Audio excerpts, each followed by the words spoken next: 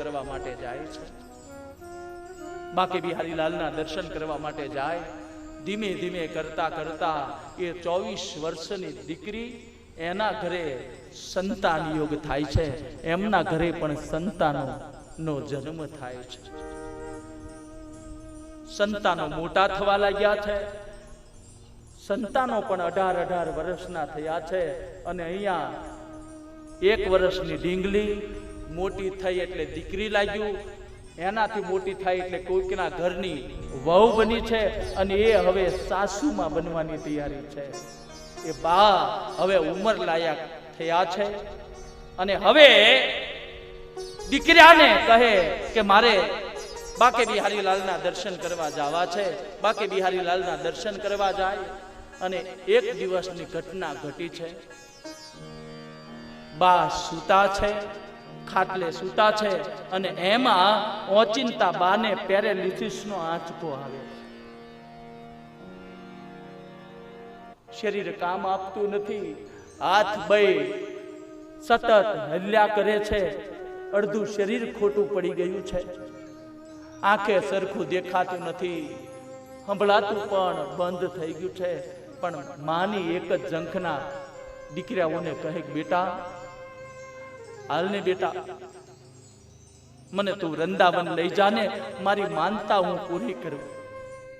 અરે બા, હવે તમે ઉંમર લાયક થયા છો. આ પરિસ્થિતિ છે બા, અમે તમને કઈ રીતે ત્યાં લઈ જઈએ?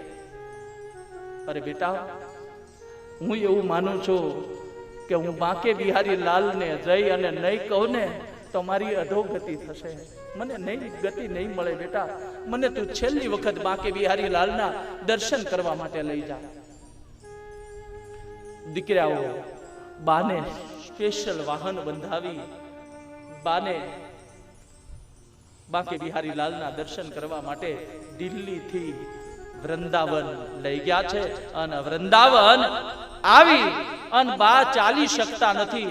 એક ડાબો ખંભો એક દીકરાએ પકડ્યો છે, જમણો ખંભો એક દીકરાએ પકડ્યો છે. અને એક દીકરો માની સાથે ચાલે છે. બાંકે બિહારી લાલની મૂર્તિ સુધી બાને લઈ જાય છે. આખું શરીર કામ આપતું નથી. બાંકે બિહારી લાલની સામે સરખા ઊભા પણ રહી શકતા નથી. અને બાંકે બિહારી લાલને પગે લાગી અને આજ બા બાંકે બિહારી લાલને કહે કે હે બાંકે બિહારી લાલ, આજ મારી માનતા હું પરિપૂર્ણ કરું છું. હવે હું કદાચ અશક્ત થઈ છું, હું કદાચ અહીંયા નહીં આવી શકું. હે બાંકે બિહારી લાલ, મેં માનતા માનેલી છેલ્લા શ્વાસ સુધી, પણ હવે શરીર રોગિષ્ટના કારણે હવે હું નહીં આવી શકું. હે બાંકે બિહારી લાલ, મારી આ મન્નત તું પૂર્ણ કરજે. પ્રાર્થના કરી. અને પ્રાર્થનામાં છે ને પ્રાણ પૂરવાની તાકાત હોય છે. પ્રાર્થના છે ને એમાં પ્રાણ પૂરી શકાય છે. પ્રાર્થના કરીને બા ફરી અને જ્યાં થોડાક આગળ હાલ્યા ને ત્યાં મંદિરમાં એક નાની એવી દુકાન જોઈ અને દુકાનમાં ઠાકોરજીની મૂર્તિ જોઈ. એટલે દીકરાને કહે, બેટા મને આ મૂર્તિ લઈ દે ને. અરે બેટા, આ મૂર્તિ મને લઈ દે ને. દીકરો કહે, બા એક મૂર્તિ તો આપણા ઘરે ઠાકોરજીની છે, આ બીજી મૂર્તિ શા માટે? અરે એ તો તમારી છે, મારો બાંકે બિહારી લાલ ક્યાં છે? સારું બા, લઈ ગયો તમ તારે. વળી બાને મૂર્તિ લઈ દીધી છે. વળી બા ફરીને પાછા મૂર્તિ પાસે ગયા છે. પૂજારીને હાથમાં મૂર્તિ હોપી લ્યો. પૂજારી દ્વારકાધીશને બાંકે બિહારી લાલને પ્રાર્થના કરો ને કે ઈ આમાં સમાઈ જાય, આ મૂર્તિમાં એના રૂપને પધરાવે. પૂજારી પણ સ્તબ્ધ થઈ ગયા. જો તો ખરા આની શ્રદ્ધા કેવી છે. બાંકે બિહારી લાલને પ્રાર્થના કરી કે હે બાંકે બિહારી લાલ, આ બાનો મનોરથ તમે પરિપૂર્ણ કરજો. મૂર્તિને બાંકે બિહારી લાલના ચરણમાં મૂકી મૂર્તિ વળી પાછી લીધી છે અને બાના હાથમાં આપી છે. લ્યો બા. પછી તો બા મૂર્તિ લઈ ઘરે આવે છે. રોજ ચમચી હરખી પકડી શકાતી નથી. ઈ ભલે એક ટીપું ઠાકોરજી ઉપર જળ ચડે પણ ઠાકોરજીની પૂજા ન કરે ને ત્યાં લગી બાને ચેન વળે નહીં. એટલે પાણીની ચમચી હાથ હલતા હોય અને પાણીની ચમચી ભરી અને ઠાકોરજીને સ્નાન કરાવે, પંચામૃત ચડાવે અને રોજ લાલાને નવા વાઘા પહેરાવે. આમાં હાવ સાચું બોલજો, દીકરી દીકરાના લગ્ન હોય ત્યારે 25,000 કપડા લ્યો છો. કન્યાના વાઘા પેલા કોને લીધા? પેલા ઠાકોરજીના વાઘા લ્યો, તમારા પિતૃ નારાયણના કપડા લ્યો, તમારા પ્રસંગને ઊની આંચ નહીં આવે.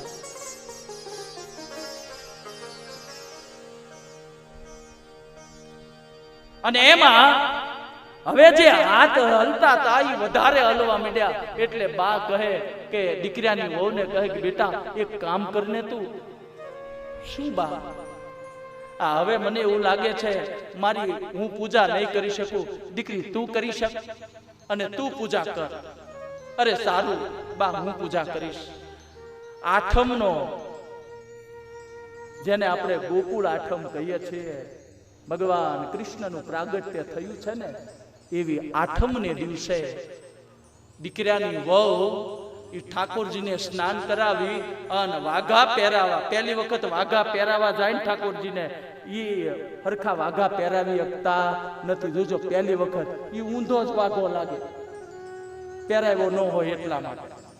અહીંયા એ વાઘો પહેરાવા જાય ત્યાં ઠાકોરજીની મૂર્તિ હાથમાંથી છટકે છે અને નીચે પડે. અને નીચે પડે ને ત્યાં બાની રાડ નીકળે. એ મારા લાલાને, મારા ઠાકરને વાગ્યું હશે. જરાક જોતો ખરા બેન, દીકરી જોતો ખરા, મારા ઠાકોરને લાગ્યું હશે. હવે જો તું એને વાગ્યું તો નથી ને? દીકરાની વહુ બાને કહે, હું બા હવે ગઢા થાય એમ બુદ્ધિ તમારી આમાં આ પિત્તળની મૂર્તિને વાગે થોડુંક? અરે નહીં, તમે ડોક્ટરને બોલાવો, મારા ઠાકોરને લાગ્યું હશે.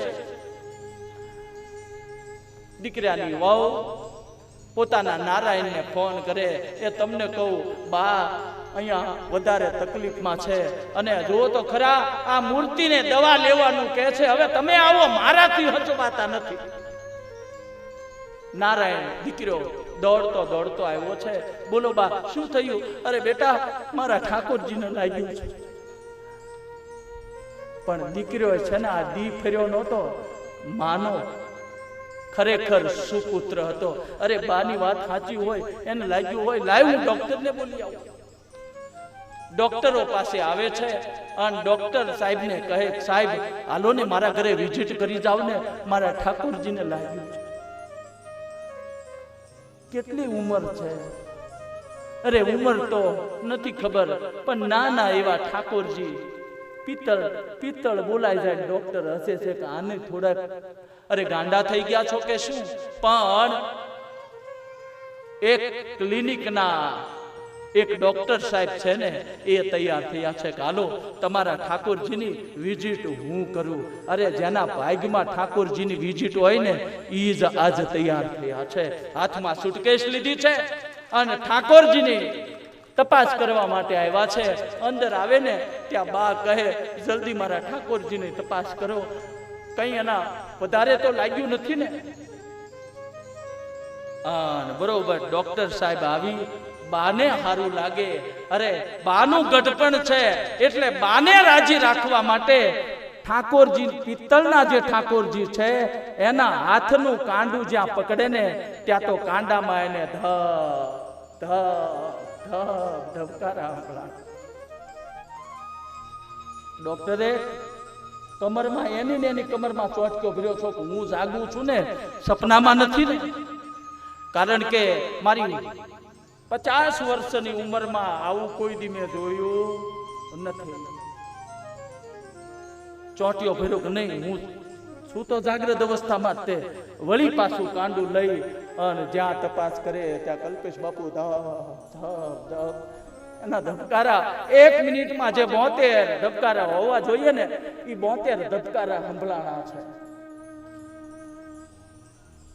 ત્યાં બા કહે કે ઈ ધબકારામાં કદાચ ફેરફાર હોય, એક કામ કરો ને તમે ઓલા કાનમાં મૂકવાનું મીટર હોય એનાથી મારા લાલાની છાતીએ જુઓ તમે, એમાં કઈ ધબકારા ઓછા થયા નથી ને?